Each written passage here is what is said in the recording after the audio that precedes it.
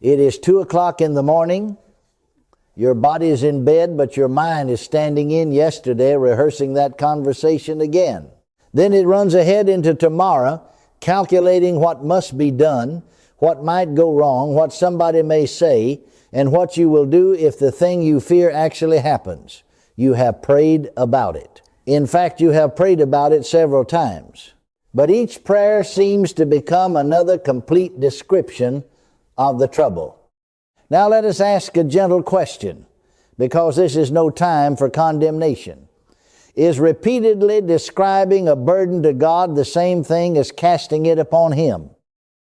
You can mention a care and still carry it.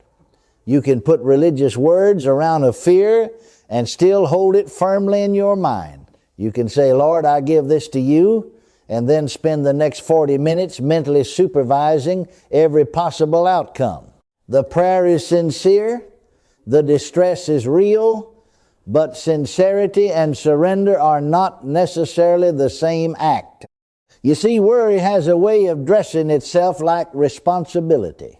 It says, if I keep thinking, perhaps I will discover the answer. It says, if I rehearse every possibility, perhaps nothing will catch me unprepared. It says, if I stop watching this problem, something terrible may happen while my attention is elsewhere. And so the mind keeps working, not because it enjoys the burden, but because mental activity creates the feeling that we are still doing something about it. But are we doing something, or are we only circling it?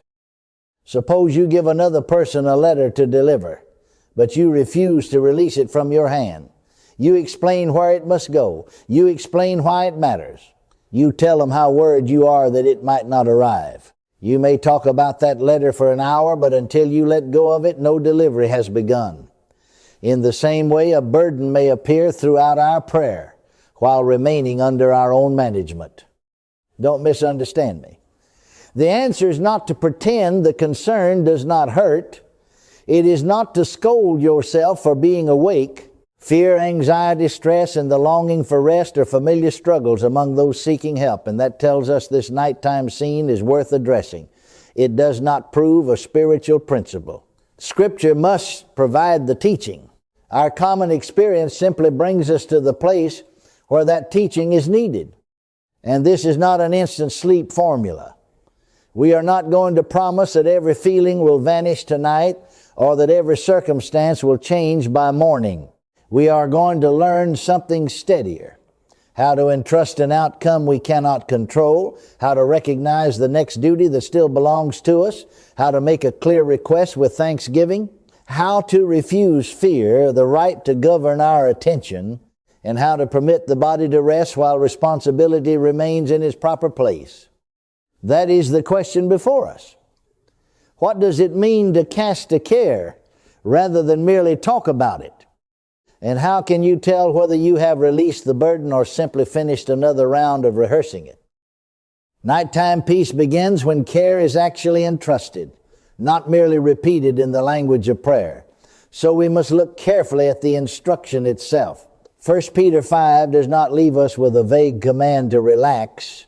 It gives us an order, and it joins two actions that belong together. Let us examine both sides.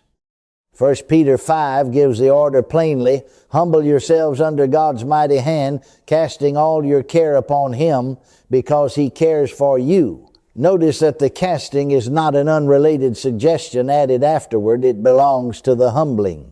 These are two movements in one act. Bow before God and place upon Him what belongs in His hands. We sometimes imagine humility means saying, I must carry this without complaint. I must solve every part of it. I must remain mentally on duty until I can guarantee the result. But that may not be humility at all. It may be the hidden demand to remain in control. We are admitting that the situation is larger than we are, while still insisting that its final outcome must remain our responsibility. The passage corrects that confusion.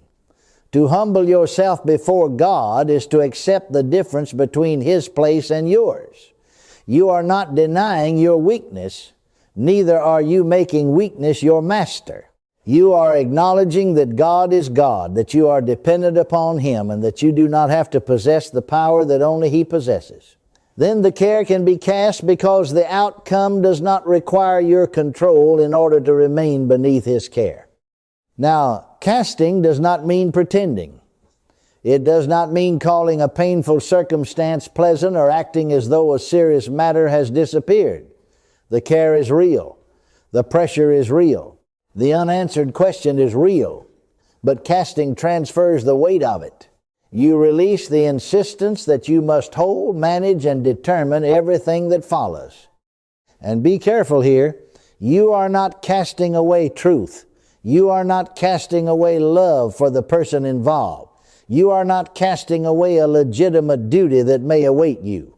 What you cast is the care, the inward weight, the pressure to control, the demanded outcome. Faithfulness may still require a conversation, a decision, an apology, a boundary, or some other next step. We will come to that distinction. But no faithful action requires you to assume ownership of everything beyond that action. Suppose a heavy suitcase must be carried, and someone strong and trustworthy reaches for it. You may lower it for a moment while you adjust your grip. You may even let its weight rest briefly in the other person's hands while your fingers remain locked around the handle. But that is not yet a transfer. The weight has been handed over only when you release your claim upon the handle. That is what many of us find difficult at night. We let the burden touch down in prayer, feel a moment of relief, and then seize it again before we have even said amen. Why? Because release can feel like neglect when we have mistaken strain for faithfulness. Yet 1 Peter 5 places release inside obedience. Casting the care is not walking away from God-given responsibility. It is refusing to carry God-sized control. Why may you do that? Not because you prayed with perfect emotion, not because you achieved a certain feeling, not because you finally sounded confident enough. The passage gives a better reason. Because He cares for you. Trust rests upon His care, not upon your performance. You may come tired, you may come trembling, you may still feel the pull of uncertainty. The ground of surrender is not how strongly you feel, it is the character of the one receiving what you release. Do not make the passage promise what it does not promise. It does not guarantee that the circumstance will change before morning. It does not guarantee that events will follow your preferred timetable. It authorizes something steadier. Because God cares, you may relinquish control without relinquishing faithfulness. So remember the rule. Bow down and throw the weight over. Cast the care. Do not deny the circumstance. Keep whatever duty truly belongs to you, but surrender the demand to govern the result. That is not passivity. That is humility in practice. The transfer is clear, but anyone who has carried worry for long knows what often happens next. The hand reaches back toward the handle almost automatically. And now we must learn how that retrieval happens without confusing it with a legitimate reminder that calls for action. 5 minutes after the handoff, the suitcase is still beside the bed. You have prayed. Your breathing has slowed. For a moment you recognize that the matter is in God's care. Then you glance at the clock. You check the phone to see whether a message has arrived. Nothing has changed. So the mind supplies its own update. It imagines the worst, constructs the next conversation, answers objections nobody has made, and before long you are presenting the entire case to God again. Now, if we handed an actual suitcase to someone and then followed them down the hallway, stopping every few steps to unzip it and inspect the contents, they might reasonably ask, "Did you give this to me, or did you appoint me to stand here while you continue managing it?" We can smile at that because we recognize ourselves in it. But the distress beneath the behavior is genuine. The checking is not foolishness for its own sake. It is usually an attempt to gain certainty where certainty is not presently available. That is how care is often retrieved. We do not announce, I have decided to take this burden back. We simply inspect it again. We replay what happened, predict what may happen, check for evidence, and interpret the absence of evidence as a reason to predict some more. Checking becomes rehearsing. Rehearsing becomes supervising. And supervising quietly restores the burden to our ownership. You see, there is a difference between new information and the same feared possibility dressed in different words. A new fact may require a response. A message may arrive. A condition may change. Something previously unknown may become clear. That deserves honest attention. But what if this goes badly? Is not new information merely because the mind has found a fresh way to say it. Uncertainty has not become instruction simply by returning with greater urgency. So ask yourself a plain question. Am I receiving instruction or am I merely reopening the burden? That question is corrective, but it is not condemning. A thought may return without your invitation.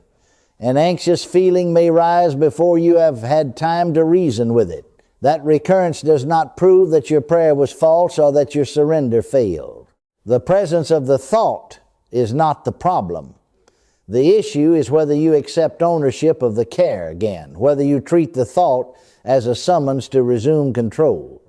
Worry is persuasive because it borrows the language of duty. It says, if you stop thinking about this, you must not care. It says, if you rest, you are being careless. It says, a loving person would keep watch over every possible danger. Well, love may call you to act, but agitation is not proof of love. Responsibility may require preparation, but repeated catastrophe is not preparation. Staying mentally distressed all night does not add faithfulness to tomorrow. Imagine, and I mean this as a hypothetical rehearsal rather than a personal testimony, that I have prayed about a difficult conversation scheduled for the morning. Then I lie down and begin composing 12 versions of it. In one version, I explain myself perfectly.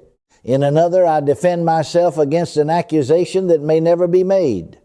In a third, I predict a disastrous ending and then scold myself for not preventing it. After half an hour, I say, I am only trying to be responsible. But am I? If one clear sentence needs to be written down for tomorrow, write it down. If no action can be taken until morning, the remaining activity is not obedience.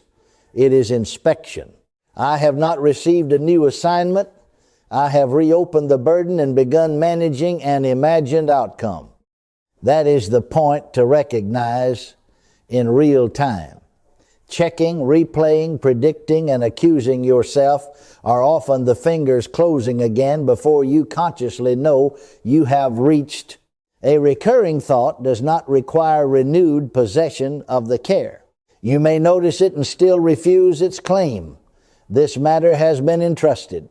If there is a duty for me, I will do that duty at the proper time. I will not turn uncertainty into an all-night assignment. But now the practical objection becomes unavoidable. What about the bill that must be paid, the appointment that must be kept, or the conversation that cannot be postponed forever? If the outcome is entrusted to God, what exactly remains in your hands? That is the distinction we must make next. Give God the outcome and keep your next act of obedience. That objection deserves a straight answer. If I let this go, am I neglecting something important? No. Casting care delegates the uncontrollable outcome. It does not cancel a known duty. Faith does not make you irresponsible. It puts responsibility back within its proper boundaries. Some things are not yours to control. The final result, the timing, another person's choice, and the parts of tomorrow you cannot yet know. You may influence some of them. You may pray about all of them, but you cannot command them. Other things may remain plainly yours. Speaking truthfully, making reasonable preparation, keeping an appointment, offering an apology, reviewing a budget, establishing a necessary boundary, or completing whatever legitimate step is already clear. Do you see the distinction? God is not asking you to surrender obedience. He is asking you to surrender ownership of everything obedience cannot guarantee. You can speak truthfully, but you cannot control how the truth will be received.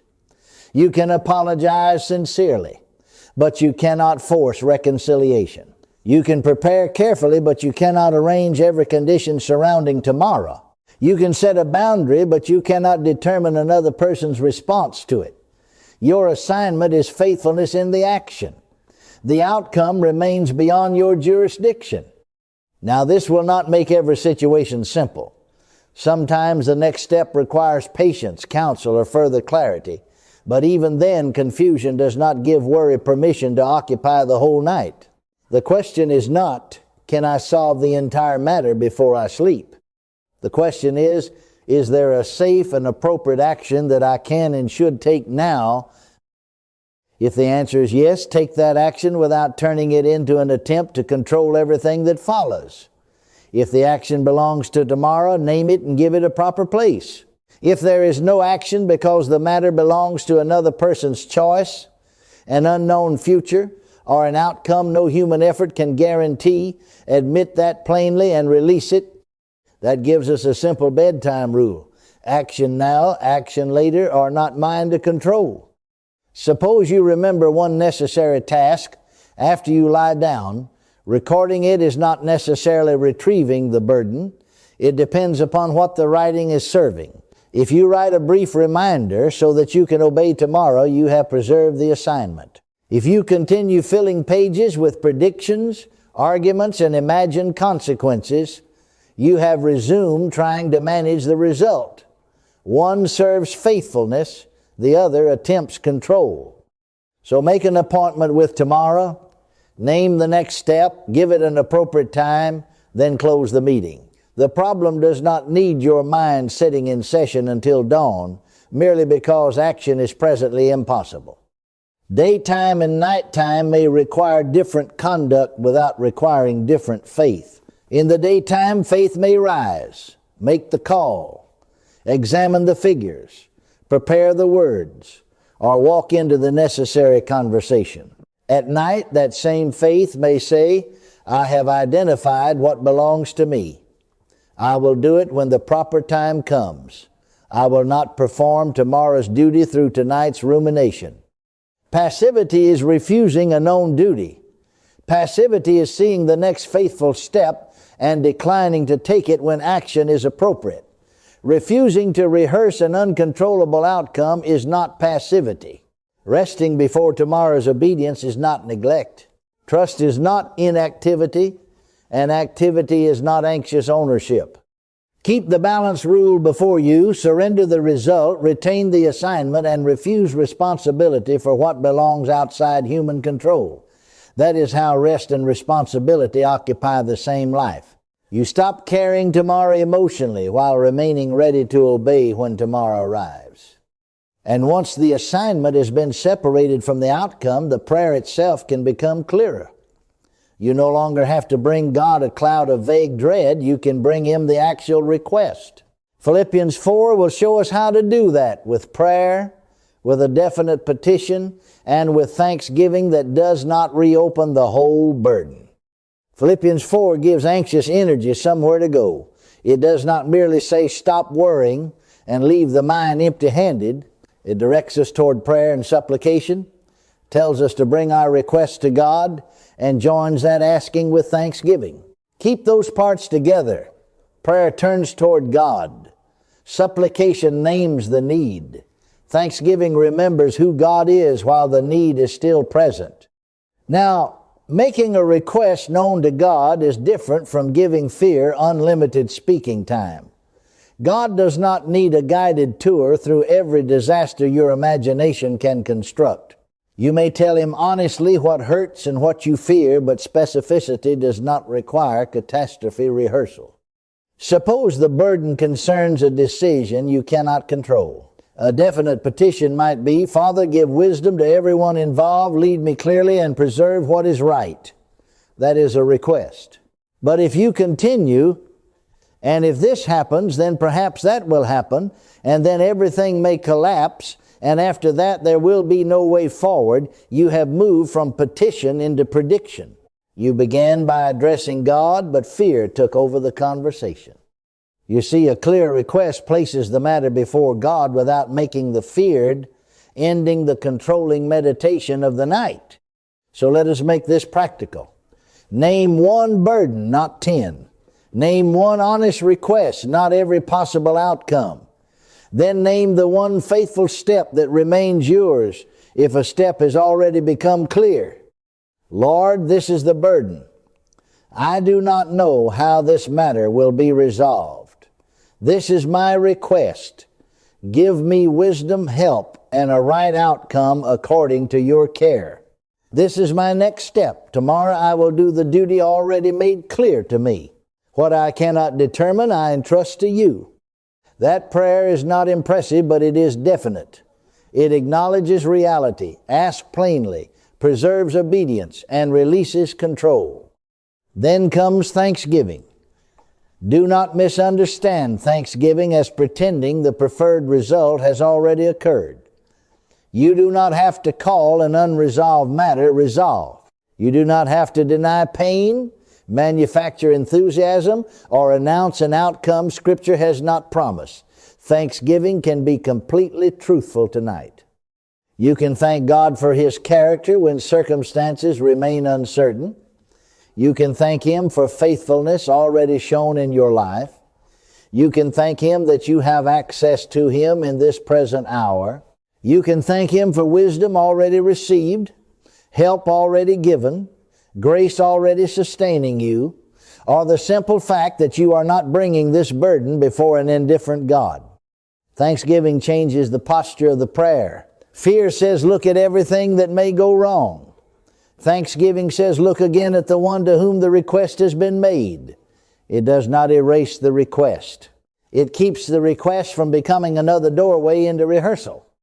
But do not turn this sequence into a transaction. These are not special words that purchase immediate calm.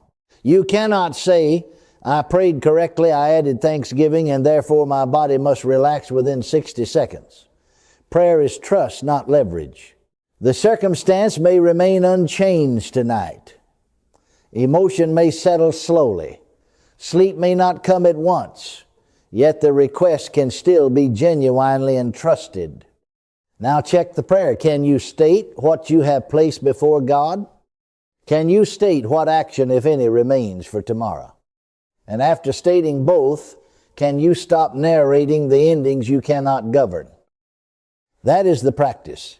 Name the burden, make the request, retain the faithful step, and give thanks without reopening the fear. Make the request known, do not make the feared outcome the night's controlling meditation. And when the request has been presented this way, Philippians 4 moves to what happens afterward. It speaks of peace, standing guard. But what does that guardedness mean when your feelings have not yet caught up with your prayer? That is where we turn next. Suppose you have made the request plainly. You have named the duty that remains, entrusted the result you cannot determine, and given thanks without pretending the pain is gone. Yet your heart is still beating hard, your shoulders remain tight, the room is quiet, but your nervous system is not. Does that mean the prayer failed? Does it mean you never truly released the care? No. Philippians 4 does not describe peace as a prize awarded after you produce the correct feeling. After the request is brought to God with thanksgiving, the passage presents His peace as guarding the heart and mind. Notice the image. Guarding is protection. It is not performance. Picture a sentry stationed at an entrance. The sentry does not claim that no danger exists outside. He does not erase every sound beyond the wall or insist that no troubling report will ever arrive. His work is to examine what seeks admission and refuse unauthorized control. Not every message that knocks is permitted to enter, occupy the house, and begin issuing orders. That is a useful picture of guardedness tonight. A fearful thought may appear. A painful sensation may remain. The concern may still matter deeply. But none of those things must be installed again as the governing authority of the mind. Anxiety may speak without being obeyed.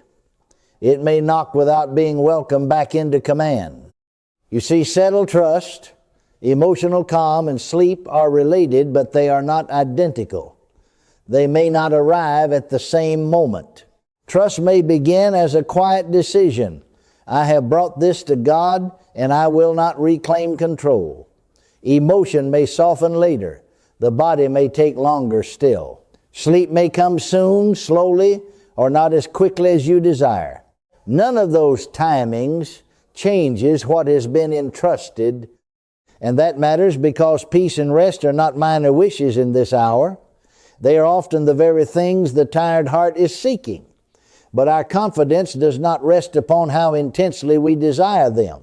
It rests upon the order Philippians 4 gives: bring the matter to God, make the request, give thanks, and receive His guarding peace. The passage supports trust. It does not authorize us to promise a particular number of minutes before sleep. So reject the false measurements. If I were trusting, I would have fallen asleep instantly. That is not the measure. If peace were present, my body would have no tension. That is not the measure. If I had truly surrendered, the thought would never return. That is not the measure either. Do not make peace itself another burden to carry. Some people pray, then begin inspecting themselves. Am I calm enough yet? Is my breathing different? Do I feel peaceful now? Well, that is worry wearing a new uniform. The subject has changed, but the strain remains. You are no longer checking the circumstance. You are checking whether you have achieved the proper spiritual condition. Peace is not manufactured by squeezing the mind until it becomes quiet. Your part is simpler. Present the request, give honest thanks, and decline to enthrone the returning care. You do not have to force an empty mind. You do not have to wrestle every sensation to the floor. You maintain the decision of trust while your emotions and body are given time to settle. Say inwardly, this feeling is present, but it is not my commander. This thought has returned, but it has brought no new assignment. The request remains with God. The next faithful action remains where I placed it. I will not give this fear authority over the rest of the night. That is guarded peace. Not the absence of every anxious signal, but the refusal to let that signal rule. The doorway is watched. The burden is not automatically readmitted merely because it knocks loudly. But a guarded doorway still raises one practical question. During these remaining minutes of the night, what will you repeatedly allow through it? What will receive continued hearing, continued consideration, and the greater share of your attention? That is where the measure you give to a thought begins to matter. Mark 4 gives a sober instruction. Pay attention to what you hear, and pay attention to the measure you give it. Stay with that emphasis.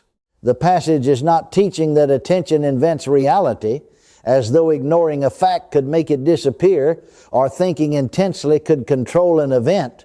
A fact remains a fact. But what you repeatedly hear, rehearse, and enlarge begins to dominate your awareness, shape your interpretation, and influence your response. That is especially important at night, because the mind can take one troubling signal and give it the whole room. Perhaps the concern is legitimate.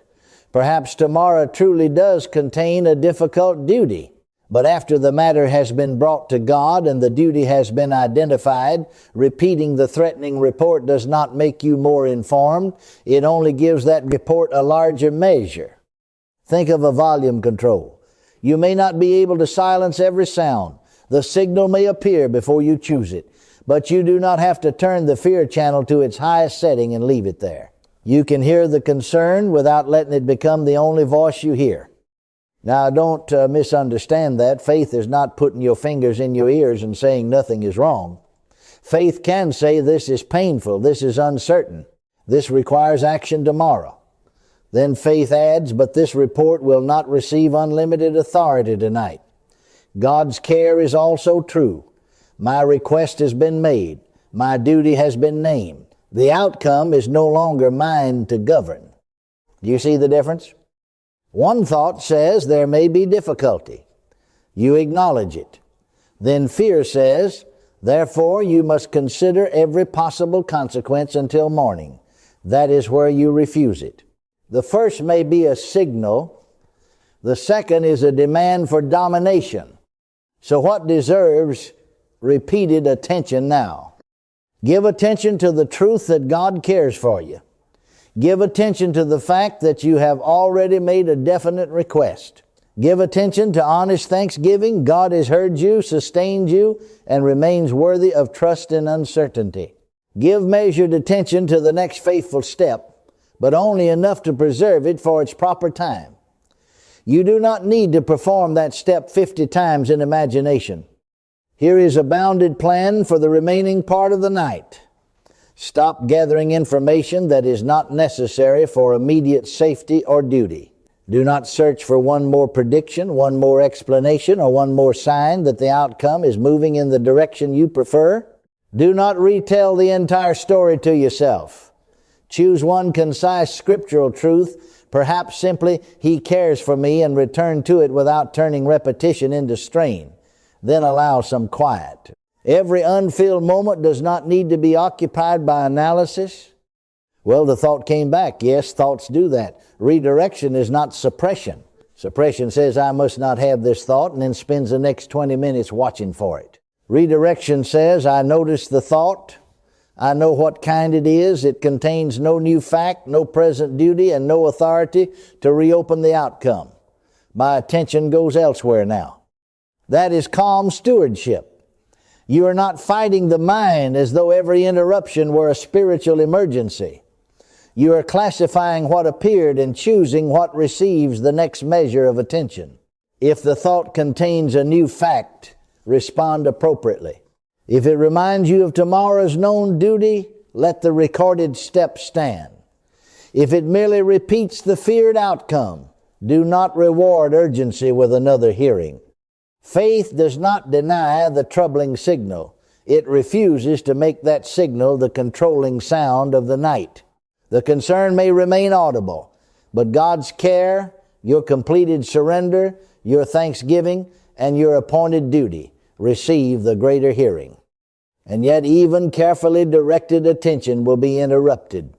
10 minutes from now, the same worry may return with the same urgency. What then?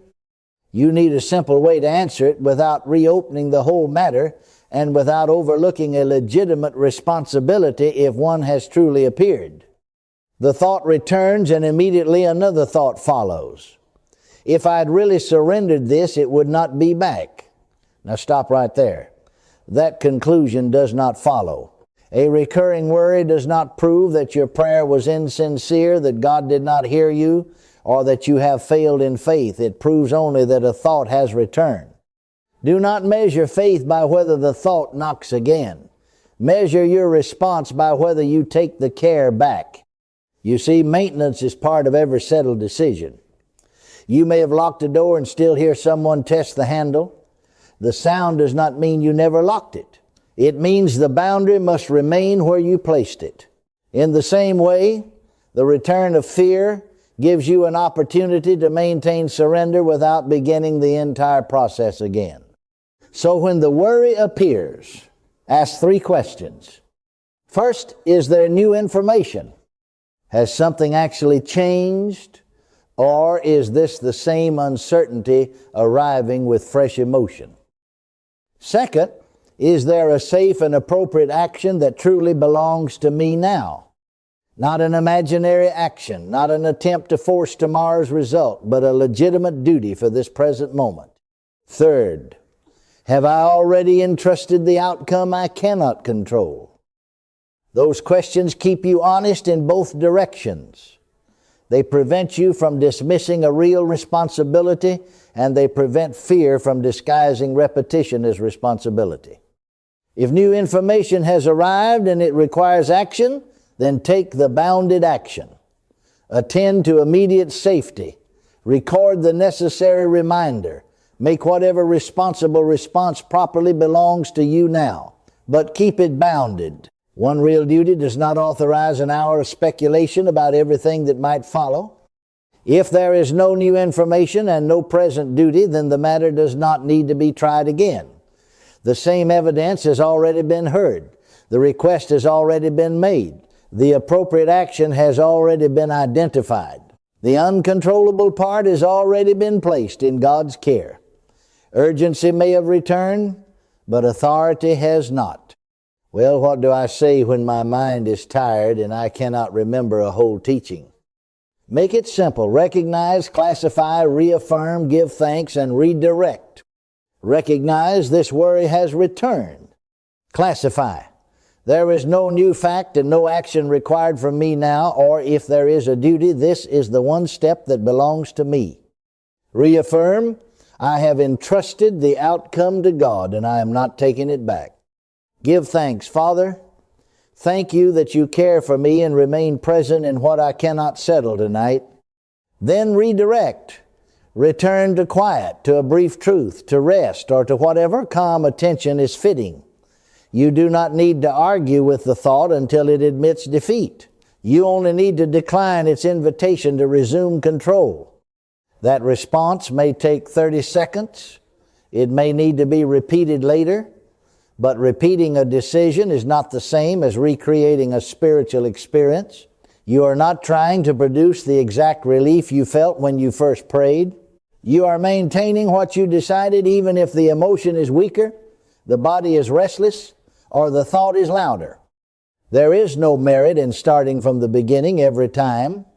You do not have to describe the entire trouble again, plead with greater intensity, or search your feelings for proof that the transfer occurred.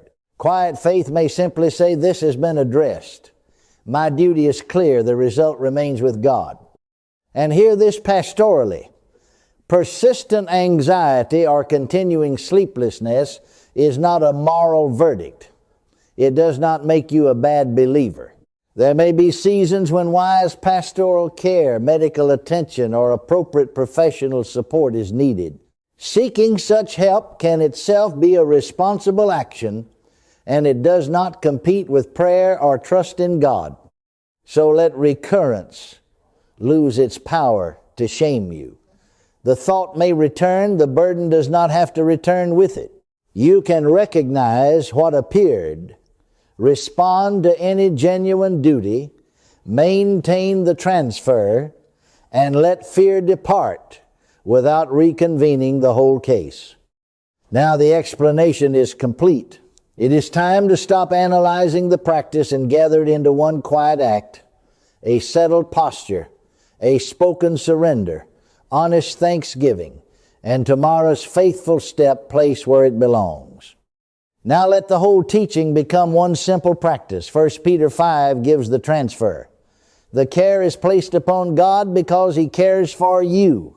Philippians 4 gives shape to the prayer. Make the request clear and bring thanksgiving with it. Mark 4 guides what follows. Choose carefully what will receive the greater measure of your attention. These are not three disconnected ideas. They form one movement. Cast the care, make the request, give thanks, and guard what you continue to hear. If you are able, place your hands open upon your lap. There is no power in the gesture itself. Closed hands do not prevent God from hearing you, and open hands do not make surrender happen automatically. The posture simply gives your body a quiet way to agree with the decision you are about to make. Now name the care privately. Do not tell the whole story again. You know the matter, and God knows it. Name it plainly. Then separate two things that worry has been mixing together. What is the outcome you cannot control? Say what it is without trying to predict it. And what is the next faithful step that actually belongs to you? If there is one, give it a reasonable time. Tomorrow morning, after counsel, at the scheduled appointment when the proper conversation can occur. Put the duty where it belongs and leave it there. Now speak these words slowly, adapting the details to your own situation. Father, I place this care in your hands. I cannot govern the outcome, and I surrender it to you. You care for me, and you are present in this matter. My next faithful step is this. I will let that action belongs to me, and I will carry it out at the proper time. Everything obedience cannot secure or control remains with you. Thank you for hearing my request. Thank you for the help already given, for the wisdom you provide, and for your faithful care while the answer is still unfolding. I will not rehearse this matter any further tonight. I will not demand that my mind solve what has been entrusted to you. I will give my attention to what supports trust, and I permit myself to rest in your care. Now pause. Can you identify what you have cast upon God? Can you state the one duty that remains yours and when it belongs? Do you know what you will do if the thought returns?